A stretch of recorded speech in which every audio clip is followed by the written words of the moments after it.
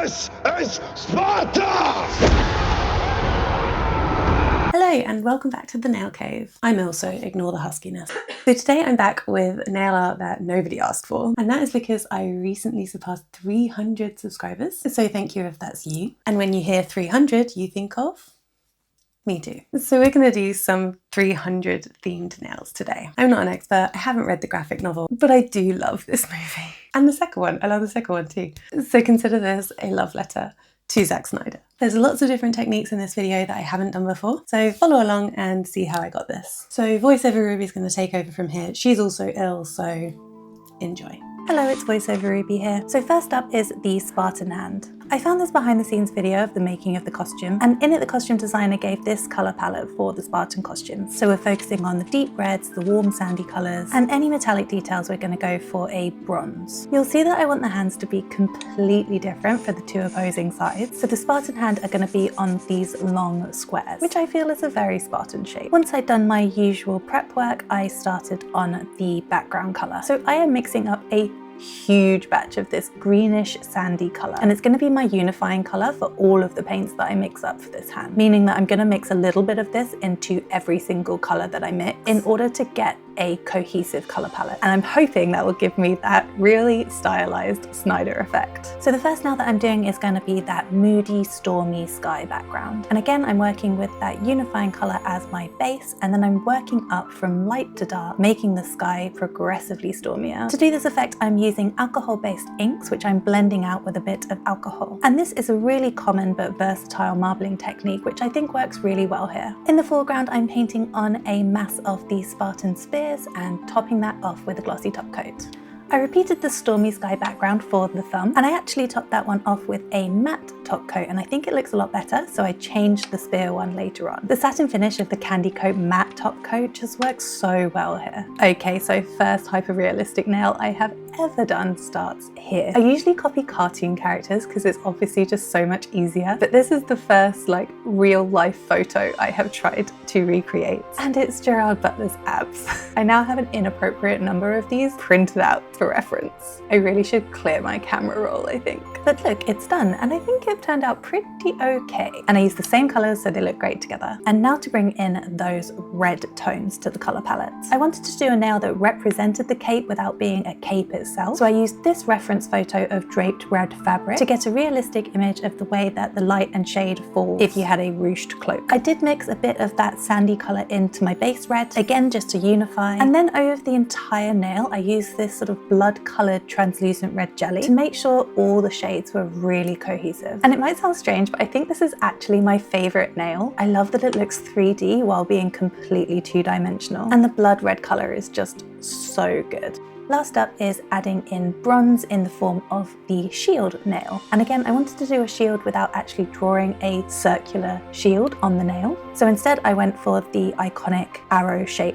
And that's not just an arrow, it's a lambda, which is the Greek letter L, standing for Laconia, which is the ancient name for Sparta. And you didn't think you'd learn anything in this video. The base of this is actually a Barry M Dazzle Dust from about 2007, and that warm antique bronze colour is exactly what this set needed. So that's the easy nails done for this hand and onto the portrait, which I did have every intention of doing, but then I just sat and looked at it for such a long time. Again, I don't do photos, and the thought of doing this one just seemed impossible. So after an internal monologue reminding myself of my limitations, and nearly 7 minutes later, I thought I can just pivot to the Persian hand because that nail is later Ruby's problem. So starting the Persian hand. This one is completely different. While the Spartans had that sandy colour, parts of the movie do actually have this blue colour palette. And in the making of documentary, they refer to these as the peacock colours. And if we ignore the gratuitous sex scene, a lot of the blue colours in the movie come from this Immortals scene. So that's one of the inspirations for one of the nails. Although the two hands are going to be completely different, I'm using the same style of painting to do that stormy sky background, but in blue tones this time. I don't think I've ever had a set that's this seriously thought through. So you see how they're completely different, but the same. Ugh, they look so good together. So after doing the sky background on 3 of the nails, I put those aside and did my remaining 2 nails in this bright yellow gold chrome. And that's because the plan for these nails is something that I don't usually do in my long form videos. And that's to use this mountain of metal embellishments that I have stashed away to adorn these in jewellery like the Persian army, or specifically Xerxes. I based this first nail on the jeweled harness chest piece that he has. And to do this, I used a mixture of painted details and then the embellishments like chains, tiny caviar beads, and some metal imprints. And this took a while, but it was quite relaxing. And I think the overall effect is really cool. To finish everything off, I used a black jelly polish to add a bit of tarnishing to the remaining gold areas and then add some shade into the metal pieces of jewelry themselves. The matte top coat on this looks a little weird on camera, but it looks so good in person. And again, that combination of the stormy blue with the antique gold is,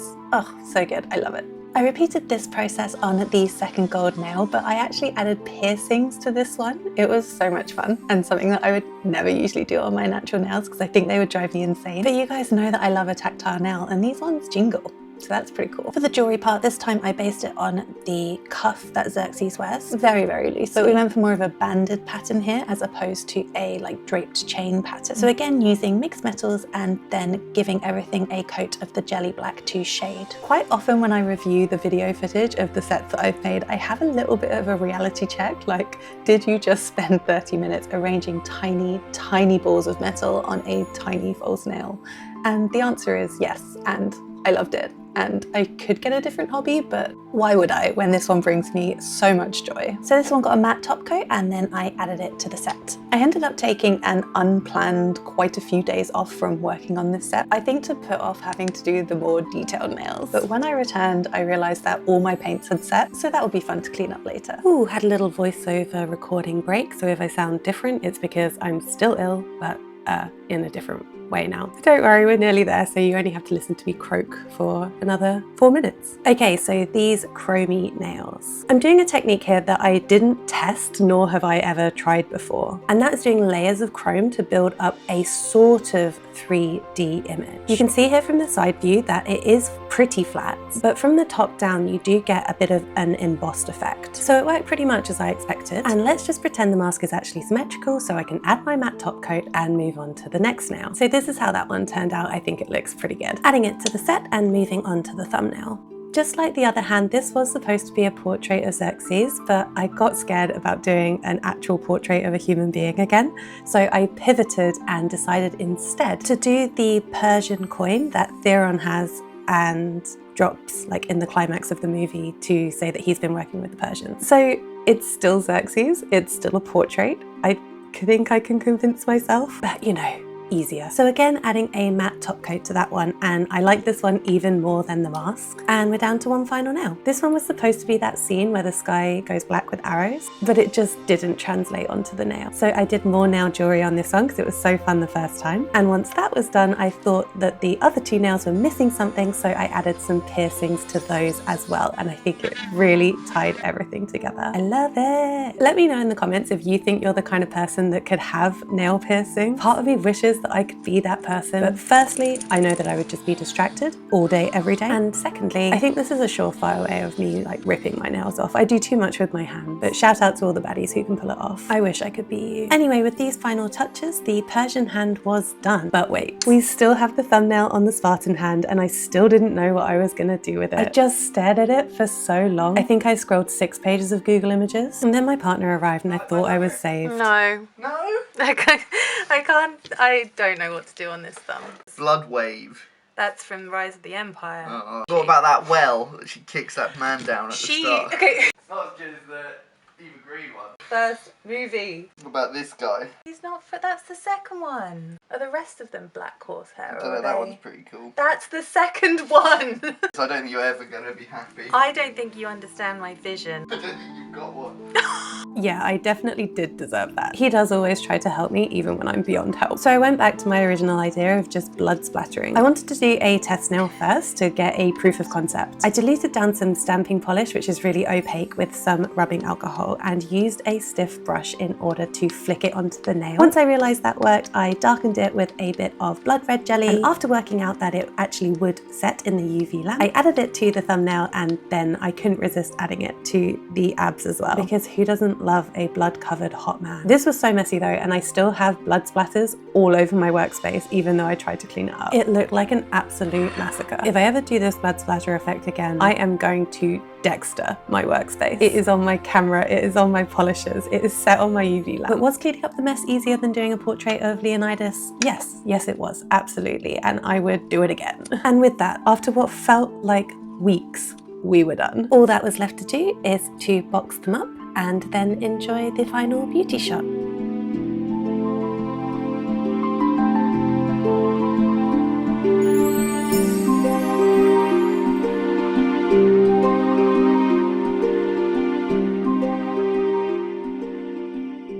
And that's everything. I feel like I've been doing this for weeks. My mum did actually FaceTime me while I was painting this set, and she said something along the lines of, don't take this the wrong way, but have you ever considered doing more girly nail art? Yeah. I love glitter and sparkle, but sometimes you just want to draw blood on your nails. So I hope you had fun with this video. Thank you so much for watching. If you haven't yet subscribed, then come on, join us. There's loads of room in the nail cave, and let me know in the comments what you thought. I will see you in the next one. Bye.